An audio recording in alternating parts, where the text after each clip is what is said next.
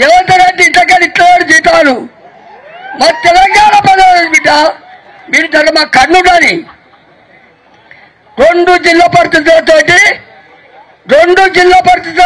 రాష్ట్రం తెచ్చినాం. ఇదే రేవంత్ రెడ్డి చంద్రబాబు నాయుడు రాష్ట్రం వచ్చి ఎక్కడో అరుచుకోయి. మేము తెచ్చిన తెలంగాణకు బాలవంతురాడు పులిదొస్తే చాకలోడు తెచ్చేంత పనిచేసిన కొడుకు మంచిగా రాయి వచ్చి పోతుంది. ఇది మూడో యుద్ధం మోపైంది. భయపడకుర్రి. మంకమ్మతో అట్లా మీటింగ్ పెట్టాడు. ఎంతమంది ఉన్నారో ఇప్పుడు చూద్దాం. పెద్ద మంది చేతగాక కొందరు రక్తం తెచ్చి ఇట్లా ఉన్నాడు. మనం చేయాలి. ఇది చేసేది ఏమున్నది? మనం మోసాలు చేసి కళ్యాణాలు వచ్చి తులమ్మగారు ఎక్కడవా 4,000 పిచ్చిన ఎక్కడవా 17,000 పిచ్చిన ఎక్కడవా 2 లక్షలు ఎక్కడవా అన్న రేవంత్ అన్న. ఆయన రెడ్డి జాతిగా పుట్టింది కానీ పూర్తిగా చిల్లర మాటలు. గుండా రాజకీయం చిల్లర జాతి. లాస్ట్కు 10 ఏళ్ళు చేసాము, 14 ఏళ్ళు పోరాటం చేసాము, 10 ఏళ్ళు సుధా మేము చేసాము.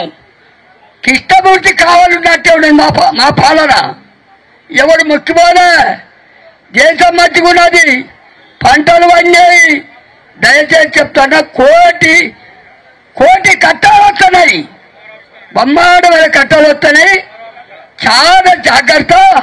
రుణమాఫీ, రైతు బంధు, కళ్యాణ లక్ష్మి వాడు 4,000 పిచ్చిన ఎక్కడ వాడు చాలా మాయబజారు సినిమా చేసిండు. రామలక్ష్మణులు ఎత్తుకపోయినంత పనిచేసిండు. ఇప్పుడు చూద్దాం. మనం భయపడకూరి. ఎక్కడ మీటింగ్లు అడుగడుగునా ఎక్కడ వింటే రావాలి. జర పోలీసు అన్న చూద్దాం. దయచేసి చెప్తానా, జర మామూలు కొట్టకూరి, బెదిరియకూరి. వారి చూద్దాం నూకల దగ్గరికి వచ్చాయి. ఇప్పుడు జిల్లా పరిషత్తులు, సర్పంచులు అనేటోళ్ళు మనం కింది పురాణించుకోవాలి. నాకు అవకాశం ఇచ్చిన పెద్దలకు చాలా పుణ్యం. జర మంచిగా ఉంటున్నాను. జై తెలంగాణ. దయచేసి ఇక్కడ ఉన్నటువంటి రైతులందరూ కూడా దయచేసి అటు వెళ్లాల్సిందిగా విజ్ఞప్తి.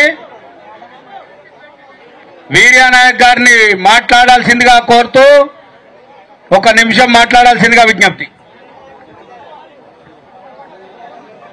ఇక్కడ హాజరైన రైతులందరికీ నమస్కారం. కాంగ్రెస్ అంటే దగ, మోసం మాటలతో ఒక్క కుటుంబంలో 5 స్కీములు ఇస్తానని కళ్యాణ లక్ష్మి, తులం బంగారం ఎగ్గొట్టిండు, రైతు బంధు ఎగ్గొట్టిండు, రుణమాఫీ 2 లక్షలు 9 తారీఖు నాడు నేను గెలుతా 12 తారీఖు నాడు తెచ్చుకోమని చెప్పి 99 భాషలు మాయ మాటలు మాట్లాడి, మోసం మాటలు మాట్లాడి ఇవాళ రేవంత్ రెడ్డి గద్దెనెక్కి ఇవాళ నీ ఇష్ట రాజ్యంగా మాట్లాడుతున్నావు. నీ లాంగ్వేజ్ మానుకో, నీ భాష మానుకో. రైతులతో పెట్టుకున్నోడు ఎవ్వరు బాగుపడలే. ఈ రోజు రైతులు వాళ్లకు లేనిపోని ఇబ్బందులు వస్తున్నాయి. కాళేశ్వరం 1,00,000 కోట్లు పైసలు మాత్రమే పోయినాయి. కాళేశ్వరం లేనిది రంగనాయక సాగర్ ఏ రకంగా ఇవాళ వాటర్ వచ్చినాయి, ఏ రకంగా ఎత్తిపోస్తుంది, ఇవాళ మల్లన్న సాగర్ ఏ రకంగా నిండింది, ఇవాళ కొండపోశమ్మ ఏ రకంగా నిండింది. ఆ రోజులలో మా కేసీఆర్, మా హరీష్ రావు కొనాయపల్లె కాడ పూజ చేసుకుంటూ వెంకటేశ్వర స్వామికి ప్రమాణం చేసి, దేవుడా నేను 2 సంవత్సరాల్లో కొండపోశమ్మ చెరువులు నింపి మీకు వాటరు తీసుకొస్తా, రైతులకు ఇస్తా అని ఆ రోజు మాటిచ్చి మాట నిలబెట్టుకున్న మా దేవుడు కేసీఆర్, హరీష్ రావు, కేటీఆర్.